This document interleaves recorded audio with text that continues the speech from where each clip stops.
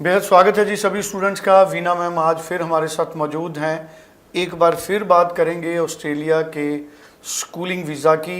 Veena ma'am से समझेंगे कि ऑस्ट्रेलिया के स्कूलिंग वीज़ा का ट्रेंड क्या है, इंडिया के किस हिस्से से ज़्यादा स्टूडेंट स्कूलिंग वीज़ा के लिए जाते हैं और अभी स्कूलिंग वीज़ा की एडमिशन का प्रोसेस, पूरा खर्चा और ख़ास तौर पर क्या गार्डियंस में से मदर या फादर किन स्थितियों में साथ जा सकता है, इन तमाम पॉइंट्स पे हम बात करेंगे।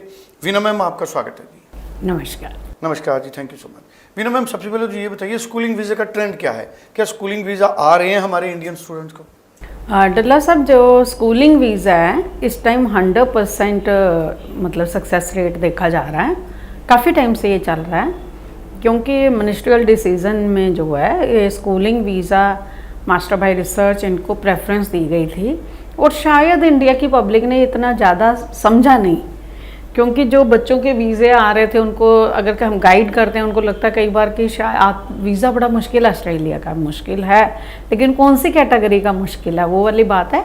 स्कूलिंग वीज़ा ईजी है, बहुत ईजी है, लेकिन आपके बच्चे के 60% ईच होने चाहिए लास्ट 3 ईयर्स में। लास्ट 3 ईयर के नहीं है तो 2 ईयर्स के बहुत ज़रूरी हैं।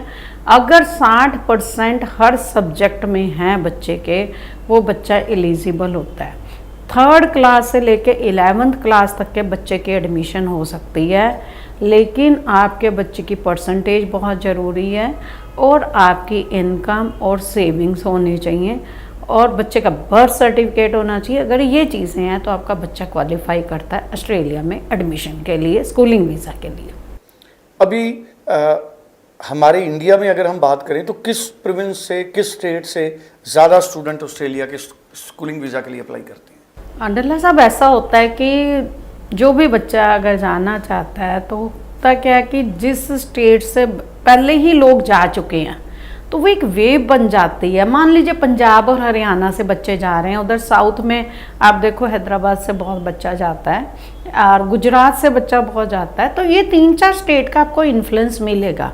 वो इसलिए मिलेगा क्योंकि वहाँ से बच्चे ऑलरेडी जा रहे हैं, बड़ी क्लासेस में भी गए हैं और PR पे लोग गए हैं, तो वो जहाँ जिस कंट्री में लोग जा चुके फिर वो अपने रिलेटिव्स को बुलाना चाहते हैं, अपने फ्रेंड सर्कल को बुलाना चाहते हैं। तो ज़्यादातर जो इफ़ेक्ट होता है, जो प्रभाव पड़ता है, वो इसीलिए पड़ता है कि ऑलरेडी उनके बहुत सारे लोग जा चुके हैं उस एरिया के और वो अब जो पीछे रह गए हैं, चाहे उनके रिश्तेदार रह गए हैं, चाहे फ्रेंड सर्कल रह गए हैं, तो वो उनको बुलाना चाहते हैं। तो ये जो 3-4 स्टेट हैं हमारे, ये चाहे वो यूनिवर्सिटी वीज़ा हो चाहे स्कूलिंग वीज़ा हो, इसके लिए इनकी हमेशा ही जो है प्राथमिकता जो है वो रहेगी ऑस्ट्रेलिया। नॉर्थ साइड से हमारा ऑस्ट्रेलिया ये हो गया पंजाब, हरियाणा, फिर गुजरात, फिर साउथ में हैदराबाद, ये 4 तो आपके हमेशा टॉप पे ही रहेंगे। बिल्कुल ठीक है। अभी रिक्वायरमेंट भी एक बार ज़रूर बताइए अभी, और गार्डियंस कैसे साथ में जा सकते हैं? हाँ, ये चीज़ आपने बहुत अच्छी पूछी, मैं भूल गई थी कि इस वीज़ा का सबसे ज़्यादा जो एक इंटरेस्टिंग फैक्टर है कि गार्जियन साथ में बच्चे के कंपनी कर सकते हैं। अब गार्जियन में ज़्यादातर हम प्रेफर करते हैं कि मदर साथ चली जाए, क्योंकि मदर ने बच्चे को लुक आफ्टर करना है up to 18 year of age. अब मान लीजिए बच्चे की उम्र है 12 साल और बच्चे को वीज़ा लगेगा 18 साल तक, तो तब तक ही माँ का भी वीज़ा लगेगा या फादर का भी वीज़ा लगेगा। तो ऐसे करके वो लोग साथ में जा सकते हैं और मतलब उनके लिए भी एक नई चीज़ हो जाती है कि बाहर जाके देखो, पेरेंट्स को भी एक एक्सपोजर अच्छा मिलता है कि अब स्टूडेंट है वो स्कूल गया, अब उसके वहाँ पे फ्रेंड्स बने, अब पेरेंट्स हैं वो भी जा रहे हैं, उनका भी एक फ्रेंड सर्कल बन गया। ऐसे फ्रेंड सर्कल नई कंट्री में बनाना बड़ा मुश्किल होता है, लेकिन जब आपका बच्चा पढ़ रहा है तो उसके हिसाब से फिर वहाँ जो बच्चे पढ़ रहे हैं उनके पेरेंट्स के साथ आपकी जान पहचान हो जाती है, आपको बहुत सारी और चीज़ों का मतलब एक एक्सपोजर मिलता है। एक ज़िंदगी में मैं कहती हूँ कि बहुत सारी अपॉर्चुनिटीज़ भी नहीं आती हैं। तो ये है कि पेरेंट्स साथ में जा सकते हैं बच्चे के, बच्चा वहाँ पढ़ रहा है। और खर्चे की अगर मैं बात करूँ डल्ला साहब, तो खर्चा अगर हम कहें गवर्नमेंट स्कूल्स का बहुत कम है। मिनिमम फीस 12-13 हज़ार डॉलर से शुरू हो जाती है, डिपेंड करता है क्लास कौन सी है, 20-22 हज़ार डॉलर भी जा सकती है। तो 10-11 लाख साल का खर्चा। मैंने अपने बेटे को ग्वालियर सिंधिया स्कूल में पढ़ाया था, आज से मेरे ख्याल हो गए होंगे 17-18 साल या ज़्यादा, मेरे को याद नहीं अब। उस समय हमने, आप सोचो 6-7 लाख रुपए साल का उस ज़माने में खर्च होता था। तो आज अगर मैं देखूं तो इंडिया में पढ़ाना और वहाँ पढ़ाना एक बराबर खर्चा है। आप इंडिया में पढ़ा रहे हो तो इंडिया में ही है बच्चा, लेकिन अगर बाहर जा रहा है तो उसको जो एक्सपोजर इंटरनेशनल मिल रहा है वो आप इंडिया में नहीं दे सकते। जो एक बच्चा सेल्फ डिपेंडेंट बनता है, जिसको एक एक डॉलर की वैल्यू पता चलती है, क्योंकि बच्चा वो ही बनता है जो हम उसको बचपन से सिखाते हैं। तो उसकी जो अपब्रिंगिंग हो रही है, जो उस कंट्री में हो रही है, जो उसकी नींव डल रही है, वो इतनी स्ट्रांग डल रही है कि बड़े होके आपको बच्चे को नहीं सिखाना कि बेटा तुम ये कोर्स ले लो, वो कोर्स ले लो, क्योंकि इंडिया में ये सिस्टम है।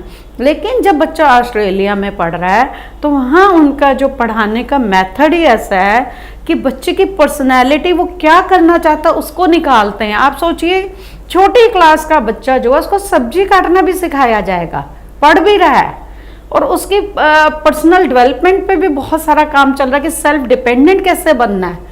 तो ये स्कूलिंग वीज़ा के ऑस्ट्रेलिया के फ़ायदे हैं जो पेरेंट्स को कभी मिस नहीं करना चाहिए। बिल्कुल ठीक है जी। और अभी इनटेक्स या एडमिशन सब कब कब होंगी नए सेशन के लिए? नए सेशन के लिए फेब इनटेक है, फिर जुलाई इनटेक है। तो स्टूडेंट्स जो हैं आप फेब इनटेक के लिए अप्लाई कर सकते हैं। वैसे भी हाई कमीशन ने कहा है कोई भी वीज़ा है आप 2 से 3 महीने पहले एम्बेसी में डालोगे। उससे पहले पेरेंट्स को जो मैंने डॉक्यूमेंट्स बताए हैं, 2 से 3 साल की जो मार्कशीट्स हैं वो देंगे, बर्थ सर्टिफिकेट देंगे। ये सारे डॉक्यूमेंट्स भेज के हम लोग जो है इसका ऑफर लेटर मंगवाएंगे। ऑफर लेटर के बाद बच्चे की जो है फ़ीस जमा होती है, और फीस जमा होने के बाद COE आती है। COE के बाद फाइल रेडी होती है, जो भी उनके financial documents, income tax return हमें चाहिए वो पेरेंट्स से मंगवाते हैं। और उसके बाद फाइल लॉज होने के बाद इट डिपेंड्स कि उनका वीज़ा 1 महीने में आए या 2 महीने में आए, तो फाइल पहले लगानी पड़ती है। तो हमारे पास बहुत ज़्यादा टाइम नहीं बचा अगर हम टाइम की कैलकुलेशन करें, क्योंकि दिसंबर में क्रिसमस की छुट्टियाँ जो है, अगर 25 तारीख से क्रिसमस शुरू है तो उसके छुट्टियां इनके 17-18 से शुरू हो जाती हैं, क्योंकि जिनके पास लीव होती है वो अपनी लीव लगा के छुट्टियां एंजॉय करते हैं। ये हमारे दिवाली होली की तरह ही है। उसके बाद साथ में न्यू ईयर आ जाता है, तो वो जो 15-20 दिन है वो बड़ा मुश्किल टाइम होता है एम्बेसी से काम लेना।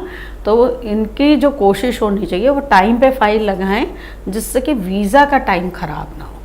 जी चलिए, thank you so much. Screen पे नंबर है, सभी स्टूडेंट्स या उनके पेरेंट्स इस नंबर पे बात करके ज़्यादा जानकारी हासिल कर सकते हैं। Thank you so much. Thank you.